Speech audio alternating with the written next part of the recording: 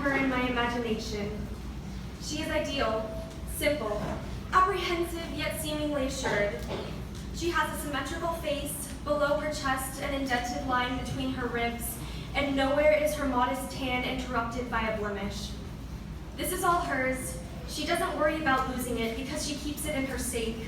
It is the most precious thing she has control over. She lusts after it and works to maintain it.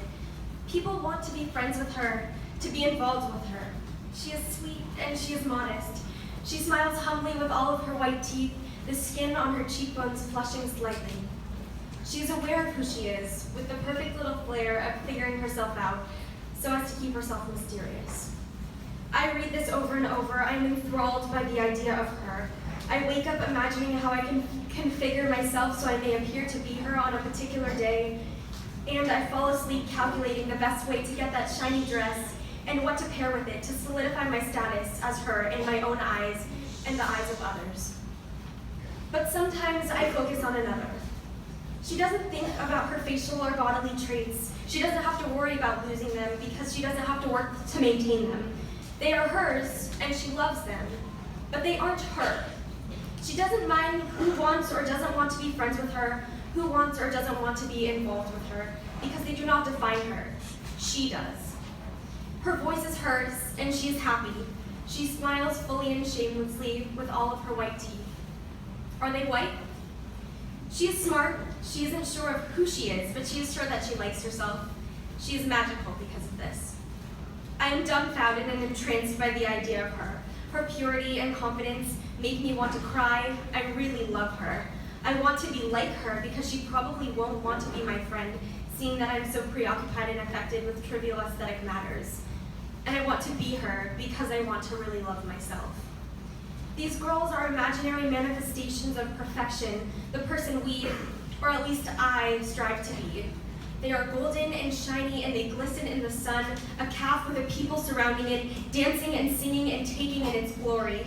They are the center of my universe, made of my thoughts of what I should wear and eat, of the pure and confident nature only, ironically, years of therapy could possibly help me to achieve, of the jewelry of the Israelite women and children. And I would bathe in the shimmer of their lessons and drink these lessons as golden dust in my water and hope with all of my dull being that it soaks into me and lets me shine. We are dulled when we lose ourselves to the fear of hating ourselves, the fear of others judging us, the fear of having an inadequate body or face or personality or IQ. Fear infiltrates our hearts and minds, and we avert our own eyes rather than facing ourselves, staring ourselves down, and determining the things that need to change in the areas within us that need growth. We can't do this and still decree that we love ourselves no matter what, and because we cannot do this without rejecting ourselves, we avert our eyes from the shameful parts of ourselves, the traits we see and hate, and leave ourselves to the eyes and hands of others, for them to mold us into things worthy of being worshipped. And although this mutilation of ourselves may be golden and shiny, and people may praise us, allowing us to worship ourselves, we destroy God in giving in, because we should not worship ourselves or the praise of others.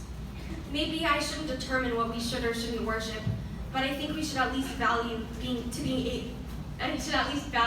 able to look at those areas of ourselves that could use improvement, not with disdain, but with love, because that love is the reason why we can and should work on change and growth, and is what will help us to eventually shine. And that is, perhaps, a way to truly praise God, or love, or truth, or whatever you may consider divine, by allowing ourselves to shine in a manner that is not polished and golden and glistening, but full and gritty and ruddy and goddamn beautiful.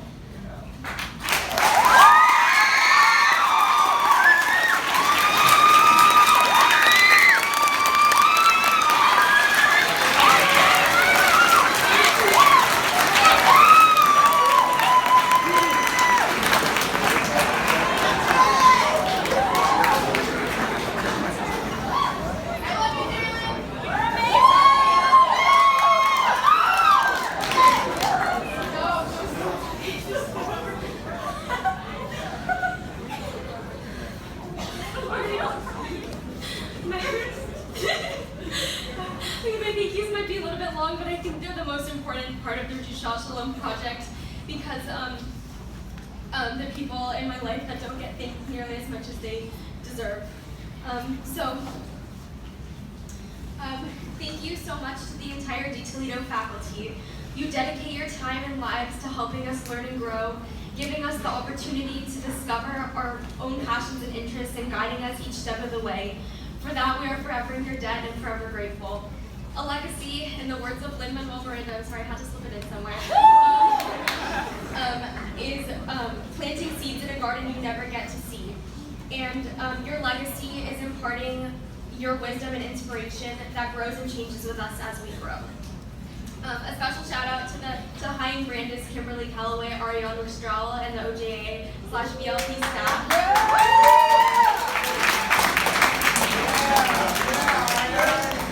Who made it possible for me to do what I love to do throughout my high school experience in the most caring way possible. To my EIP group, although we have all grown apart and our dynamic as a group is quite distant, I cannot disregard the incredible impact you had on me. You lifted me up and made me a better person, and I am constantly thankful for our experiences, time, and memories together. To Diane Feldman, I've already given you a very teary-eyed thank you, so this one's a little shorter. You've built me up and made me who I am today. You deserve so, so much, and I love you. Okay. To my theater family,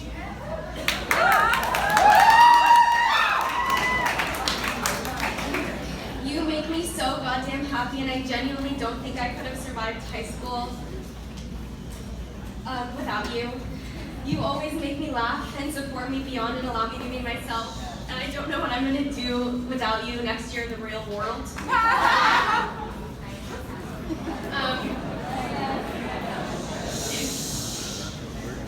Okay, sorry. To my friends, you're my favorites, and I admire each and every one of you so very deeply. You genuinely inspire me every day. I am amazed by your individual characteristics, passions, and talents, and I do not have a single idea of where I'd be without you. Thank you for sticking by me through all of my doubts and apologies. I know it's difficult, and I'm just afraid of losing you because you mean so much to me.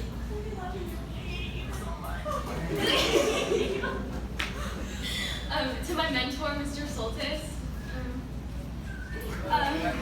you are without a doubt one of the world's best teachers. I cannot thank you enough for your honesty, your unwavering belief in me, your support, your willingness to venture into alternative topics of learning, and your passion.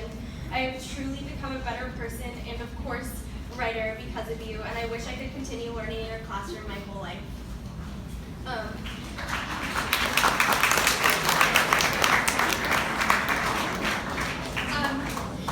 To my grandparents who make it to every performance or presentation I ever have, I love you all beyond.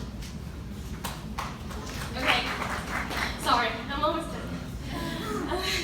To my sister and best friend Noah, in response to all of your questioning, yes, of course I'm going to thank you and my Drishat Shalom. You always know how to make me smile and laugh, and spending time with you is one of my favorite things to do. You're the sweetest, most generous, most helpful person I know, and I cannot imagine anything without you. Inside and out, you're better than I am.